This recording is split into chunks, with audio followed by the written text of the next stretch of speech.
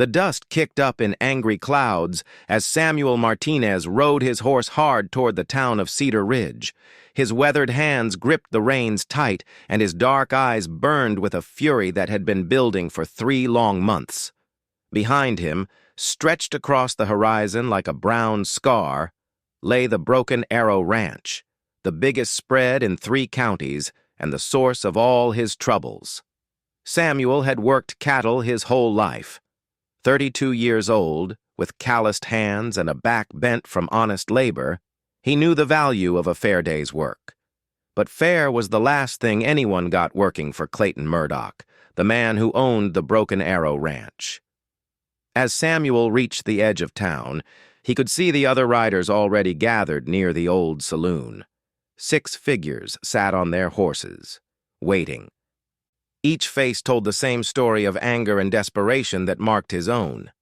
These were good men, hard workers who had given their best to the Broken Arrow Ranch, only to be cheated out of what they were owed. Miguel Santos was the first to spot Samuel approaching. The older man's mustache was gray with dust, and his brown eyes held the tired look of someone who had seen too much unfairness in life. Miguel had been the ranch foreman for 8 years before Murdoch decided he was too old and too expensive to keep around. "About time you got here," Miguel called out as Samuel pulled up his horse. "The others are getting restless." Samuel looked at the group. There was Tom Bradley, a young cowboy barely 20 years old, whose father had died working Murdoch's cattle. Next to him sat Jake Morrison, a tall man with red hair who had lost 3 fingers in a roping accident on the ranch. Murdoch had fired him the day after the doctor said he might never use his hand properly again. The Hernandez brothers, Carlos and Diego, sat side by side on matching black horses. They had worked together moving cattle across dangerous terrain for 5 years, never losing a single head. But when Diego broke his leg in a fall from his horse, Murdoch had refused to pay for the doctor and fired both brothers. Finally, there was Ben Porter, an old-timer with white hair and kind eyes who had taught most of the younger men everything they knew about handling cattle. Ben had worked for the Broken Arrow Ranch for 15 years before Murdoch threw him off the property, claiming he was stealing feed for his own horse. "So what's the plan?" Tom asked, his young voice tight with anger. "We can't just let Murdoch get away with this. He owes us near 6 months of wages between all of us." Samuel dismounted and tied his horse to the hitching post. "I've been thinking about this all the way to town," he said.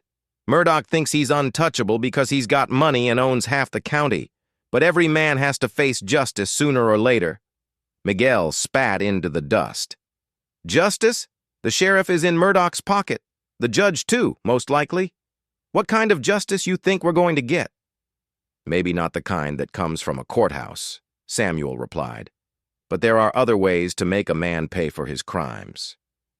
The 7 men looked at each other, understanding passing between them without words. They had all reached the same conclusion during their long, hungry weeks since being fired. Clayton Murdoch had stolen from them, cheated them, and thrown them away like broken tools. If the law wouldn't help them, they would have to help themselves. "I heard something interesting yesterday," Jake said, flexing his damaged hand. "My cousin works at the bank in Millerville, 2 towns over. He says Murdoch is planning to move a big herd of cattle to the railroad station there next week. 500 head, maybe more." Diego leaned forward in his saddle. "That's a lot of money on the hoof.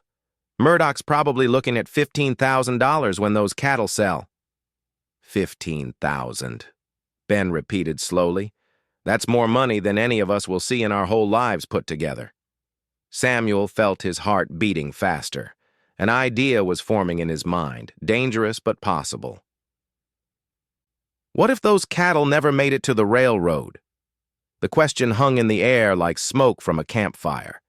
Each man knew what Samuel was suggesting, and each man knew it would change their lives forever. Stealing cattle was a hanging offense in these parts, but so was letting their families starve while a rich man got richer off their stolen wages. "You're talking about rustling," Tom said quietly. My pa always said an honest man doesn't take what isn't his. Your pa also said an honest man deserves honest pay for honest work, Samuel replied. Murdoch owes us that money, Tom. We earned it with our sweat and blood. If we take those cattle, we're just collecting what's already ours. Carlos spoke up for the first time. My wife is expecting our first child next month. We've got no money for a doctor, no money for food.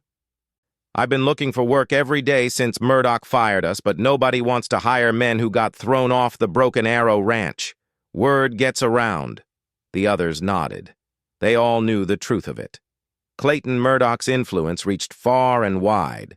A man who crossed him would find doors closed and opportunities dried up faster than a creek in August. I say we do it, Miguel declared. Murdoch has had this coming for a long time. Maybe if we hit him where it hurts, he'll think twice before cheating working men out of their pay.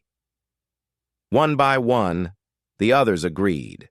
Even Tom, after a long moment of thought, gave a slow nod. These were not bad men, but desperate times called for desperate measures. They spent the rest of the afternoon planning their move. Jake's cousin had told him the cattle would be moved along the old trail that ran through Devil's Canyon, a narrow passage between high rock walls about halfway between the ranch and Millerville. It was the perfect place for an ambush. The plan was simple but dangerous. They would wait in the canyon until the cattle drive came through, then stampede the herd and drive them off while the ranch hands were trying to control the chaos. With any luck, they could get away with at least 100 head before anyone knew what had happened. We'll need somewhere to hide the cattle once we get them, Ben pointed out. Can't just drive them down the main street of town? Samuel had been thinking about this too. There's an old abandoned ranch about 20 miles north of here. Place belonged to the Williams family before they moved back east. Got good grass and water, and it's far enough off the beaten path that nobody goes there anymore. As the sun began to set, painting the sky red and orange like a fire, the 7 men made their final preparations. They would meet before dawn at the canyon and wait for the cattle drive. Each man understood the risks, but they also understood that doing nothing was not an option. That night, Samuel lay in his small room above the general store, staring at the ceiling and thinking about what they were about to do. He thought about his sister Maria, who had moved to California with her husband last year. He thought about the letter she had sent, asking him to come join them and start fresh somewhere Murdoch's influence couldn't reach. Maybe after this was over, he would have enough money to make that trip. Maybe they all would. As he finally drifted off to sleep, Samuel's last thought was of Clayton Murdoch's face when he discovered his cattle were gone. The man had spent years grinding good people under his boot, taking what he wanted and throwing away what he didn't need. Tomorrow, Clayton Murdoch would learn that some men don't stay down when you try to break them. Some men fight back. The next morning came gray and cold, with a wind that promised rain before the day was out. Samuel met the others at the edge of town as planned, and together they rode toward Devil's Canyon. Each man carried a rifle and enough food and water for 2 days, though they hoped to be done with their business much sooner than that. The canyon was everything Jake's cousin had said it would be. High walls of red rock rose on either side of a narrow trail, creating perfect cover for men with bad intentions. They took positions along the rim, spreading out so they could control the entire length of the passage. Remember, Samuel called out to the others, we're not here to hurt anybody if we can help it. We just want the cattle. If the ranch hands put up a fight, we'll deal with it, but let's try to keep this from turning into a war. Hours passed with no sign of the cattle drive. The sun climbed higher, burning off the morning chill and making the rocks too hot to touch. Samuel began to wonder if Jake's information had been wrong or if Murdoch had changed his plans. Then Diego, who was watching the southern approach to the canyon, let out a low whistle that carried clearly in the thin air. Here they come, he called. Looks like 6 riders and about 200 head. Samuel felt his mouth go dry. This was it. After this moment, there would be no going back. They would either succeed and become outlaws, or fail and probably end up dead or in prison. The cattle came into view first, a brown river of beef flowing between the canyon walls. The ranch hands riding alongside looked tired and dusty, just doing their job and thinking about getting to Millerville and a hot meal. Samuel raised his rifle and fired a shot into the air. The sharp crack echoed off the canyon walls like thunder, followed immediately by shots from the other 6 men. The cattle, already nervous in the confined space, exploded into panic. What happened next was chaos, like Samuel had never seen before. The cattle scattered in every direction, some running back the way they had come, others pushing forward toward the canyon exit, all of them bawling and kicking up clouds of dust that made it impossible to see more than a few yards. The ranch hands were shouting and cursing, trying to control their horses and the cattle at the same time. One man was thrown when his horse reared up in fright, and Samuel saw him disappear into the dust and confusion. "Now!" Samuel yelled, though he doubted anyone could hear him over the noise. "Drive them north!" The 7 men came down from their positions, firing shots into the air and yelling at the top of their lungs. The cattle, terrified and confused, began to move in the direction the men wanted them to go. It was working. Despite all the chaos and noise, the plan was actually working. Samuel felt a wild surge of excitement as he saw nearly half the herd breaking away from the main group, heading toward the canyon exit that would take them north to the abandoned Williams Ranch. But then something went wrong. One of the ranch hands, a young man Samuel didn't recognize, managed to get his horse under control and was riding hard toward the scattered cattle, trying to turn them back. If he succeeded, the whole plan would fall apart. Samuel spurred his horse forward, intending to cut the cowboy off before he could reach the cattle. But as he got closer, he could see the determination in the young man's face. This wasn't someone who was going to give up easily. "Get out of the way!" Samuel shouted over the noise. "Nobody has to get hurt here." The cowboy's answer was to draw his pistol and fire a shot that whistled past Samuel's ear. Samuel felt his horse stumble, and for a terrifying moment, he thought they were both going down. But the animal recovered, and Samuel managed to stay in the saddle. The young cowboy was reloading his gun, still trying to reach the cattle. Samuel made a split-second decision that he would regret for the rest of his life. He raised his rifle and fired, not to kill, but to stop the man from interfering with their escape. The bullet took the cowboy in the shoulder, spinning him around in his saddle. His horse reared up, and this time the man couldn't hold on. He hit the ground hard and lay still. Samuel felt sick to his stomach, but there was no time to check on the man he had shot. The cattle were still moving, and they had to keep them going before the other ranch hands could regroup. By the time the dust settled and the noise died down, the 7 men had successfully driven away nearly 150 head of Murdoch's cattle. They drove the stolen herd hard for the rest of the day, not stopping until they reached the safety of the abandoned Williams Ranch.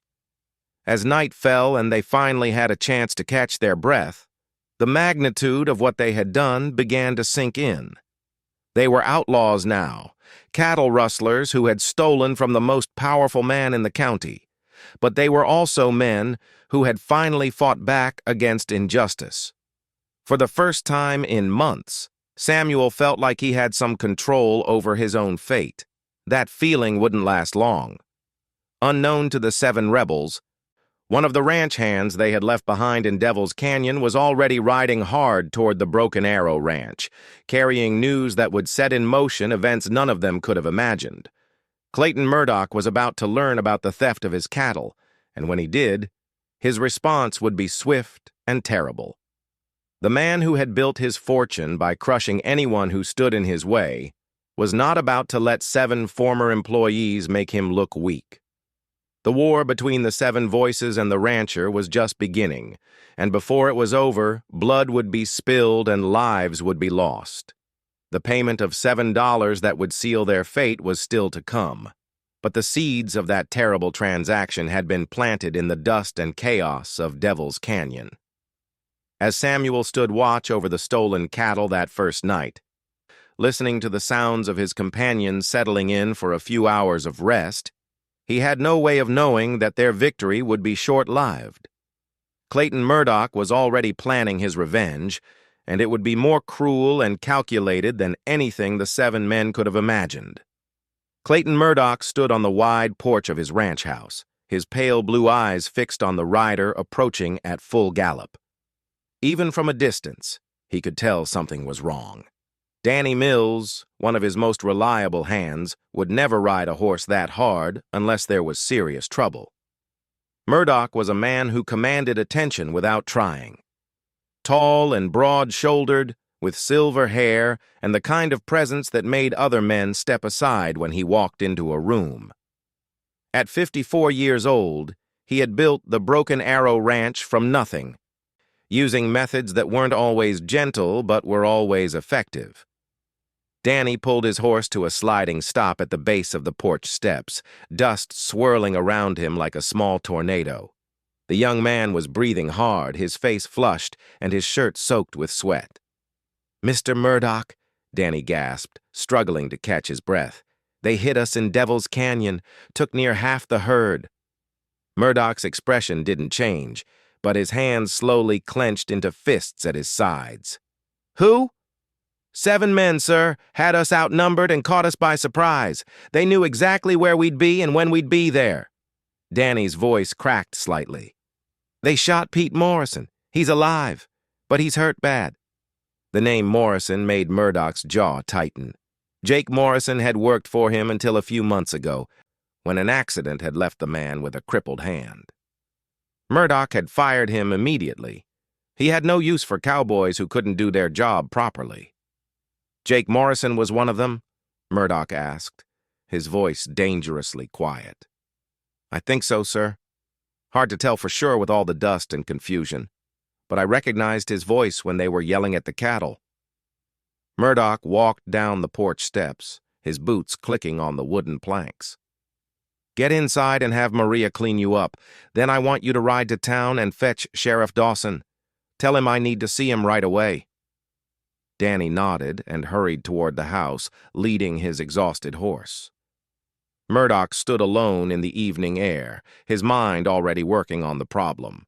7 men had robbed him of cattle worth thousands of dollars, and he had a pretty good idea who they were. It wasn't just about the money, though the loss stung. It was about respect. If word got out that a group of former employees had successfully rustled Clayton Murdoch's cattle, every two-bit outlaw and disgruntled worker in 3 counties would think they could do the same thing. That could not be allowed to happen. Sheriff Dawson arrived 2 hours later, a heavy-set man with thinning hair and nervous eyes. He had held his position for 6 years, mainly because Murdoch had supported him in every election. The sheriff owed his job to the rancher, and both men knew it. "Clayton," Dawson said as he climbed down from his horse, "Danny told me what happened. This is a serious business." "Serious doesn't begin to cover it," Murdoch replied coldly. "I've been robbed by 7 men who used to work for me. I want them caught and hanged." Dawson shifted uncomfortably. "Well now, we'll need to do this proper-like. Can't just go hanging people without a trial." Murdoch fixed the sheriff with a stare that could have melted steel. "Bob, let me remind you of something. I pay more taxes in this county than any 10 other men combined. I employ half the working men between here and the state line. When I have a problem, it becomes your problem." The sheriff's face went pale. "Of course, Clayton. I didn't mean to suggest. What do you want me to do?" "I want you to put together a posse and go after them. I'll provide men and horses. We'll track them down like the dogs they are." But even as Murdoch spoke the words, he was already thinking of a better plan. Posses were unreliable, and trials were unpredictable. Juries sometimes had strange ideas about justice, especially when it came to cases involving rich ranchers and poor working men. No, this situation called for a more direct approach. The next morning, Murdoch sent word to several neighboring ranches calling for a meeting. By noon, 8 of the most powerful cattlemen in the region had gathered in his parlor. These were hard men who had built their fortunes in a hard land, and they understood the importance of maintaining order. "Gentlemen," Murdoch began, standing at the head of the room like a general addressing his troops. "What happened to me yesterday could happen to any of you tomorrow. If we let a gang of rustlers operate in our territory without consequences, we'll all suffer for it." The men nodded agreement. Cattle rustling was like a disease. If you didn't stamp it out quickly, it spread.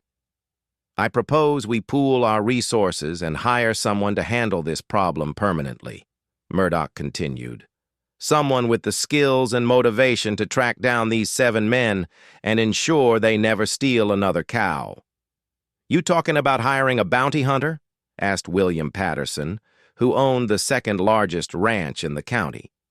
"I'm talking about hiring the best bounty hunter money can buy," Murdoch replied. "A man named Ezra Black. Some of you may have heard of him." Several of the ranchers exchanged glances. Ezra Black's reputation was well known throughout the territory. He was a man who brought in his targets dead more often than alive, and he never failed to complete a job once he took it on. "Black doesn't work cheap," warned another rancher. "Last I heard, he charges $50 a man." Murdoch smiled coldly. "Then it's fortunate that I'm not a cheap man. I'm prepared to pay Black $350 to bring me those 7 rustlers, dead or alive." The amount was staggering, more money than most working men saw in 2 years.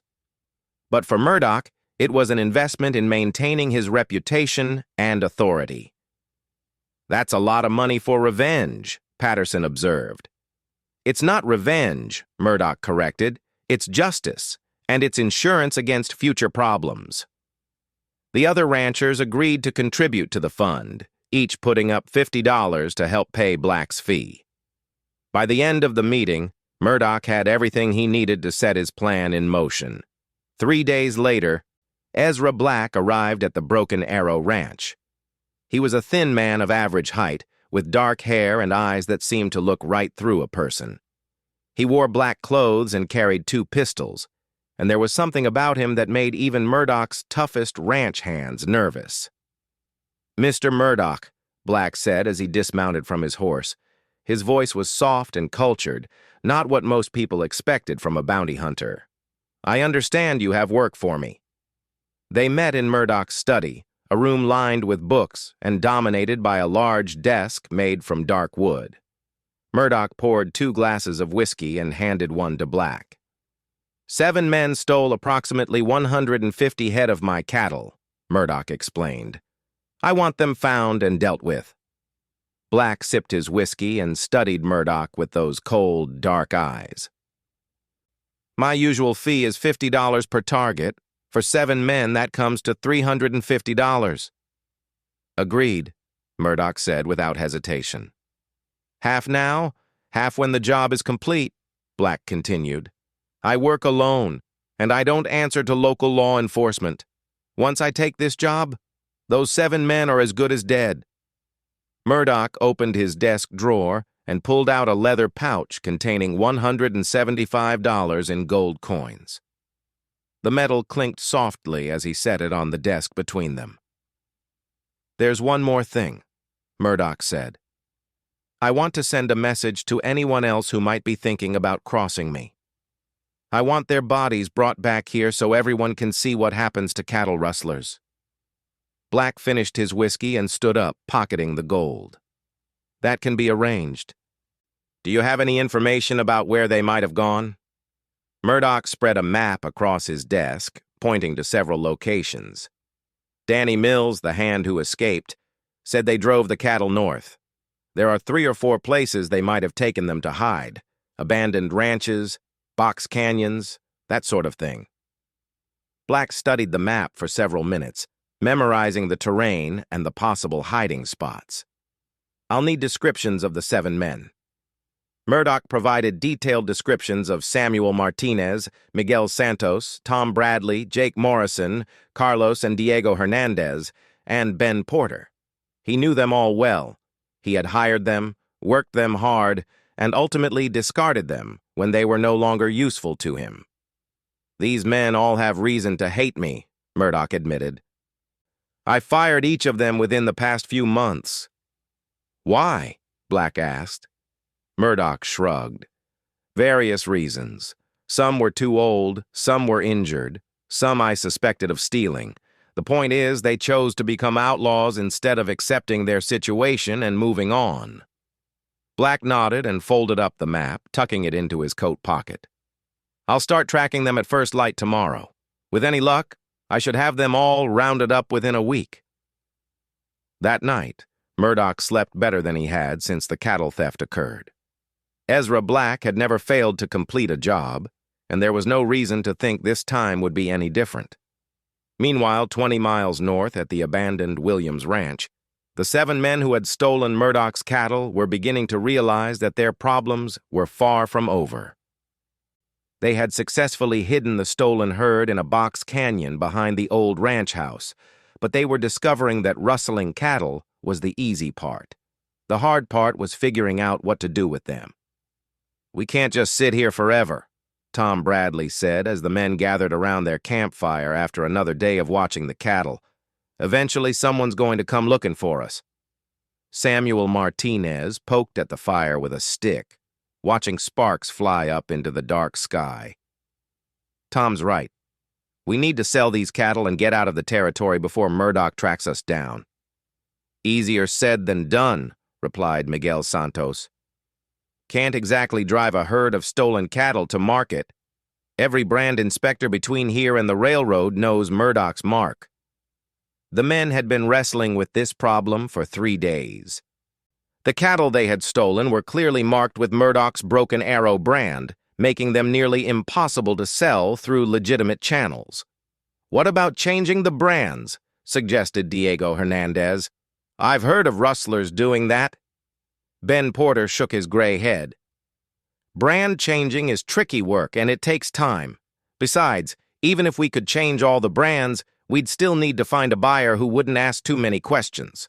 Jake Morrison flexed his damaged hand, wincing at the pain. "Maybe we should just take a few head at a time. Sell them to small ranchers who need breeding stock and won't look too close at the paperwork." It was a reasonable suggestion, but Samuel knew it would take months to dispose of all the cattle that way, and months was time they probably didn't have. Murdoch was not the kind of man who would simply write off his losses and move on. "I've been thinking about something," Carlos said quietly. "My cousin Pedro lives down in Mexico, maybe 100 miles south of here. He's got connections with people who buy cattle, no questions asked. If we could get the herd to him..." Samuel felt a spark of hope. "How long would it take to drive them that far?" "Maybe 2 weeks, if we push hard and don't run into trouble," Carlos replied. "Pedro could probably get us half of what the cattle are worth, maybe more." It wasn't perfect, but it was better than sitting around waiting for Murdoch to find them. The 7 men agreed to start moving the cattle south at first light.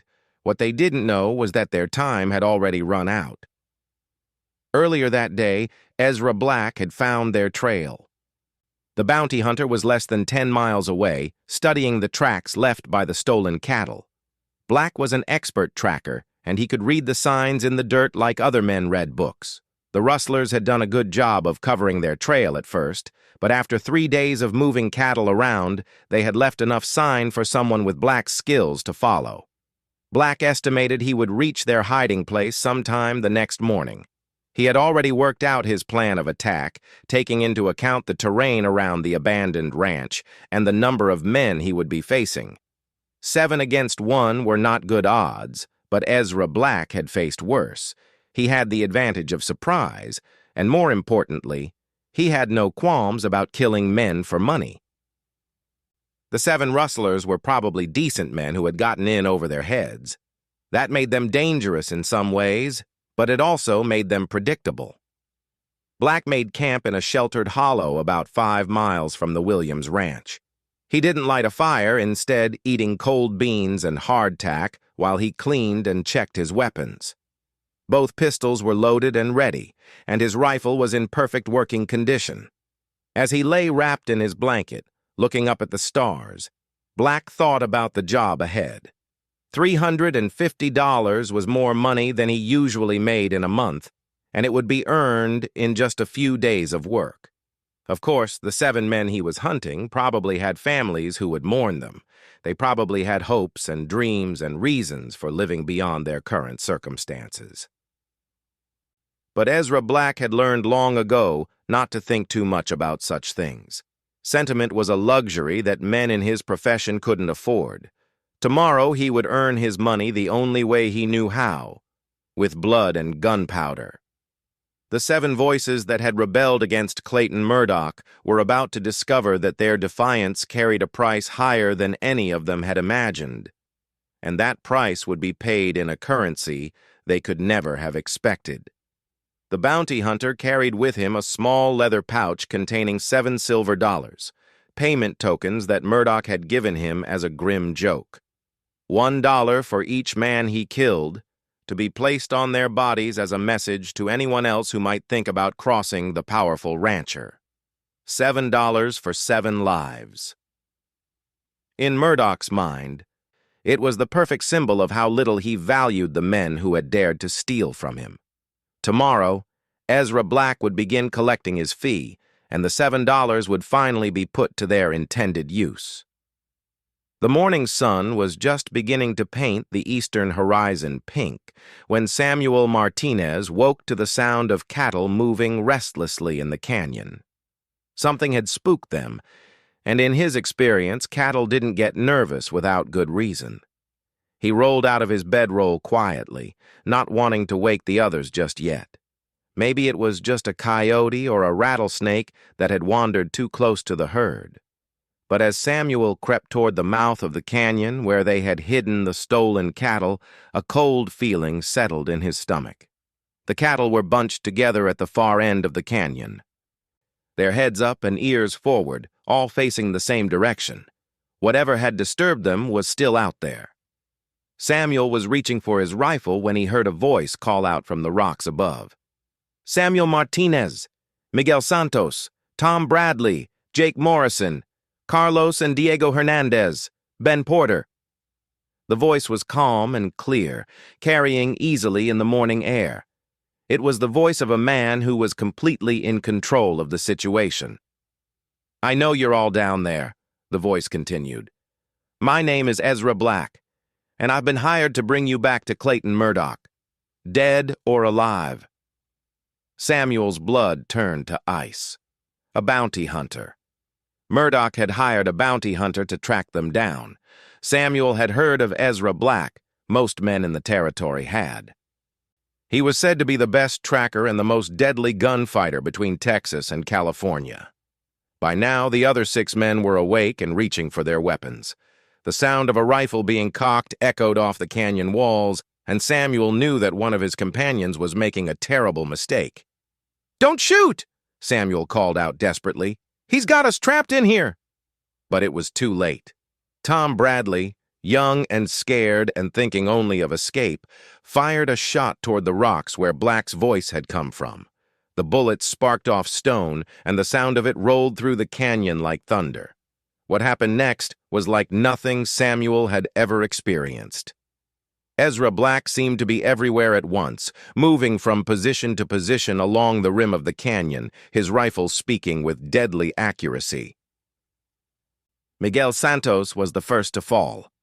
The old foreman had been trying to reach a better position behind a large boulder when Black's bullet found him. He went down hard and didn't get up again. "Miguel!" Carlos Hernandez screamed, and made the mistake of exposing himself as he tried to reach his fallen friend.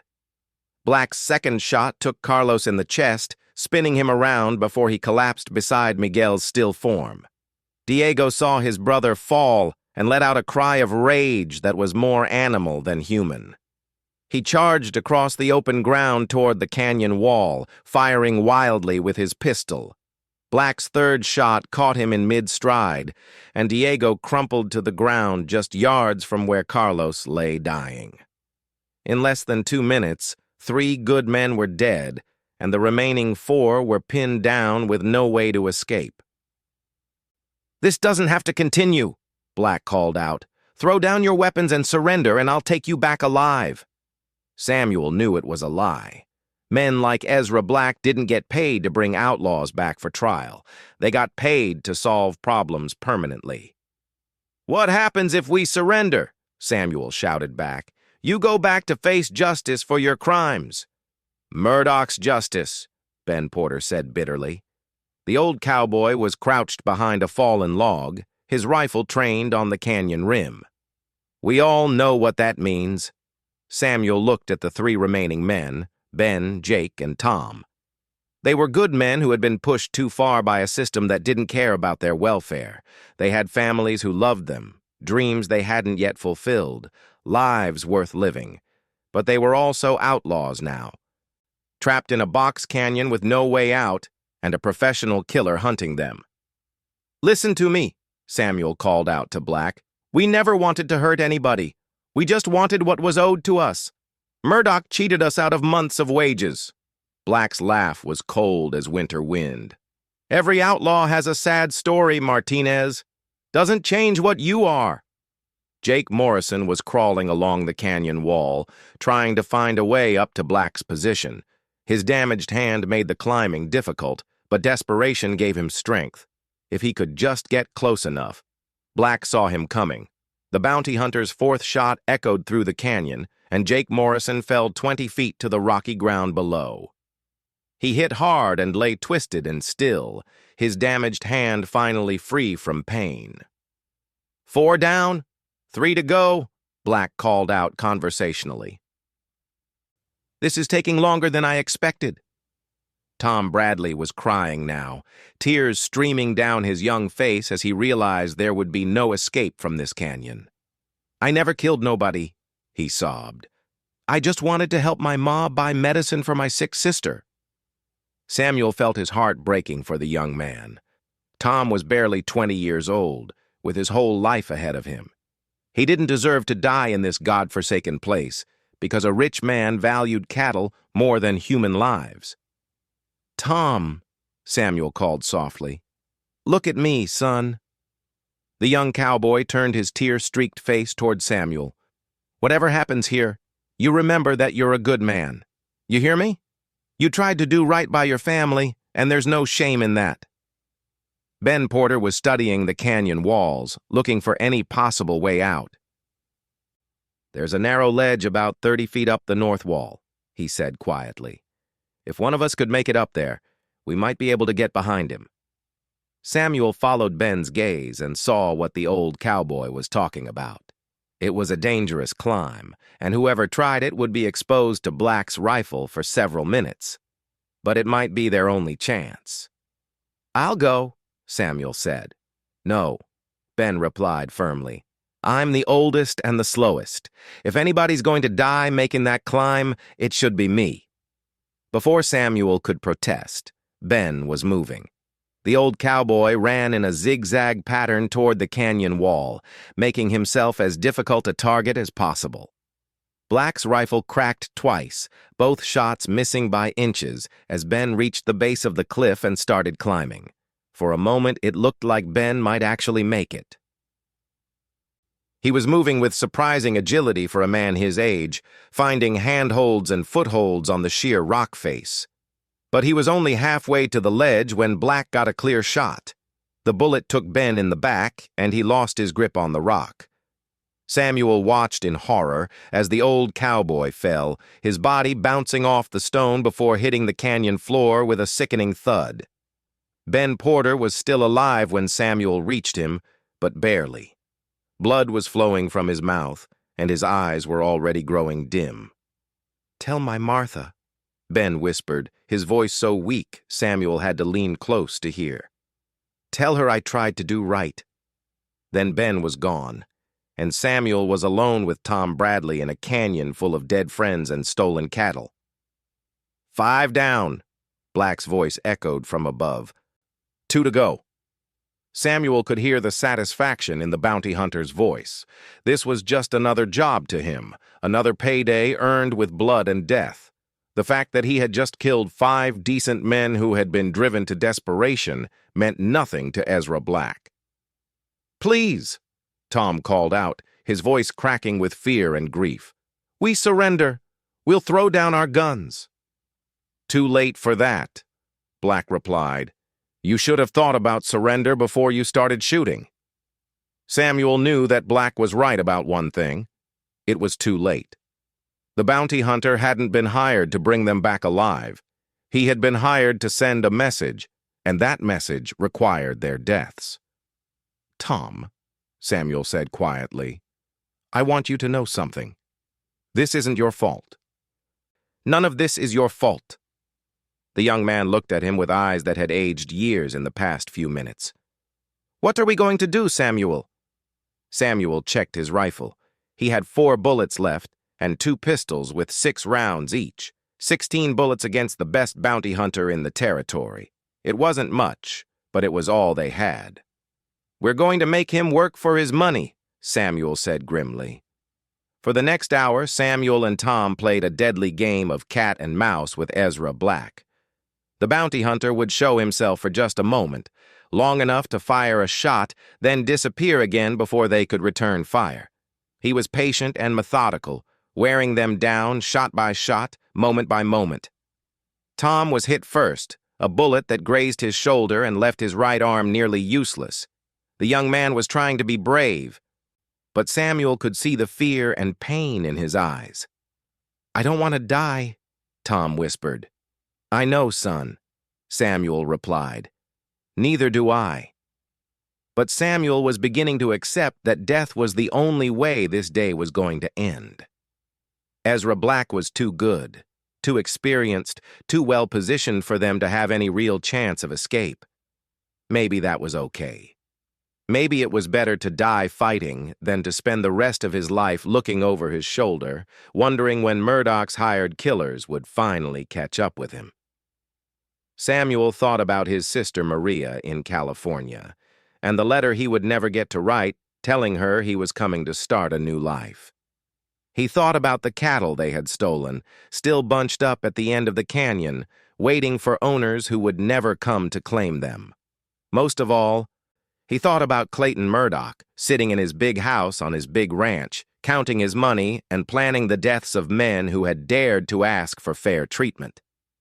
"You'll regret this," Samuel shouted suddenly, the words tearing from his throat with all the anger and frustration of the past months.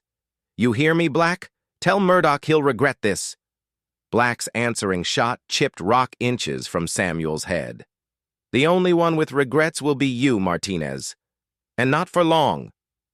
Tom Bradley made his last, desperate move then, breaking from cover and running toward the canyon mouth with his good arm pumping and his legs churning. For a few seconds, it looked like he might actually make it to the open ground beyond the canyon. But Ezra Black had been waiting for exactly this kind of desperate move. His rifle cracked once, and Tom stumbled and fell just yards from freedom. The young man tried to crawl the rest of the way, but Black's second shot ended his struggle forever. Samuel was alone now, surrounded by the bodies of his friends and facing a killer who had never failed to complete a job. He had 3 bullets left in his rifle and 12 in his pistols. Not nearly enough to take down a man like Ezra Black. But Samuel Martinez had never been a quitter. He had worked cattle in thunderstorms and blizzards, had faced down charging bulls and hostile Indians, had survived 32 years in a land that killed weak men quickly. If he was going to die today, he would die fighting. Samuel broke from his position behind the boulder, firing as he ran. His first shot went wide, but his second caught Black in the shoulder, spinning the bounty hunter around and making him stumble. For a moment, Samuel thought he had a chance, but Black recovered quickly, and his return shot took Samuel in the leg, sending him crashing to the ground. Samuel tried to crawl toward cover, but Black was already moving down from his position on the canyon rim. The bounty hunter moved like a man who was in no hurry, taking his time to reload his rifle and check his shoulder wound. "You're a better shot than I expected," Black said conversationally as he approached. "But not quite good enough." Samuel rolled over onto his back, his pistol in his hand. "Go to hell." "Maybe I will," Black replied. "But you're going first." The bounty hunter raised his rifle, and Samuel closed his eyes, thinking one last time of his sister and the new life he would never have. The shot echoed through the canyon, and Samuel Martinez joined his friends in death. Ezra Black stood among the bodies, breathing heavily from his wounded shoulder but satisfied with his work. 7 men had stolen Clayton Murdoch's cattle, and 7 men were now dead. The job was complete. Black walked to his horse and retrieved a small leather pouch from his saddlebags. Inside were 7 silver dollars, each one polished to a bright shine. Murdoch had given them to him with specific instructions. One by one, Black placed a silver dollar on each dead man's chest. It was Murdoch's way of showing the world exactly how much he valued the lives of men who crossed him. $7 for 7 lives. When Black was finished with his grim task, he gathered the stolen cattle and began driving them back toward the Broken Arrow Ranch. The herd was worth thousands of dollars, but the 7 men who had died for it had received a payment of exactly $7 between them. 3 days later, Ezra Black rode into the yard of the Broken Arrow Ranch, leading the recovered cattle and pulling a wagon containing 7 bodies. Clayton Murdoch came out onto his porch to inspect the bounty hunter's work, and his cold smile showed his satisfaction. "Excellent work, Mr. Black," Murdoch said, handing over the remaining $175 in gold. "I trust there were no complications?" "None worth mentioning," Black replied. "Though I should warn you, Martinez shouted something before he died. Said you'd regret this." Murdoch's laugh was as cold as winter wind. "Samuel Martinez was a fool who got exactly what he deserved. The only regret I have is that it took so long to teach him and his friends the proper respect for their betters." But even as Murdoch spoke the words, he felt a small chill run down his spine. Dead men couldn't threaten him, of course, but there was something about the way Black had delivered the message that bothered him. The 7 bodies were put on display in the town square, each one marked with its silver dollar payment. The message was clear to everyone who saw them. This is what happens to men who steal from Clayton Murdoch. Most people in town were horrified by the display, but they kept their opinions to themselves. Murdoch's power and influence reached everywhere, and nobody wanted to risk sharing the fate of the 7 dead rustlers. But not everyone was intimidated by Murdoch's show of force. In a small house on the edge of town, Maria Santos sat beside the body of her husband, Miguel, tears streaming down her face as she clutched the silver dollar that had been placed on his chest. Maria had loved her husband for 23 years, had borne him 4 children, had stood by him through good times and bad. She knew he was a good man who had been driven to desperate measures by an evil one. As she held the silver dollar, Maria made a promise to her dead husband. Someday, somehow, Clayton Murdoch would pay for what he had done. Maybe not today, maybe not tomorrow, but eventually justice would find him. The 7 voices that had rebelled against the rancher were silenced forever, but their deaths had planted seeds of anger and resentment that would grow in the darkness of grief and injustice. Clayton Murdoch thought he had won a complete victory, that his show of ruthless power would cow any future opposition. But he had underestimated the power of martyrdom and the way that innocent blood could call out for vengeance, even from beyond the grave. The $7 had been paid, but the true cost of Clayton Murdoch's actions was only beginning to be calculated. And when that final reckoning came, the price would be far higher than 7 silver coins. In the years that followed, the story of the 7 voices who rebelled would be told and retold throughout the territory. With each telling, the men grew more heroic and their cause more just, while Clayton Murdoch became more of a villain. The rancher had intended to create a legend of his own power and ruthlessness. Instead, he had created a legend of courage and sacrifice that would inspire other oppressed men to stand up for their rights. The 7 men had died believing that Murdoch would regret his actions. They were right, though none of them lived to see it. The seeds of the rancher's downfall had been planted in the Box Canyon where 7 good men died for $7 silver, and those seeds would eventually bear bitter fruit. But that is a story for another day. The tale of the 7 voices who rebelled ends here, in a canyon full of death and a town square decorated with the bodies of men who dared to ask for justice in a world that had no justice to give. $7 for 7 lives. It was the worst bargain Clayton Murdoch ever made, though he wouldn't realize it until it was far too late.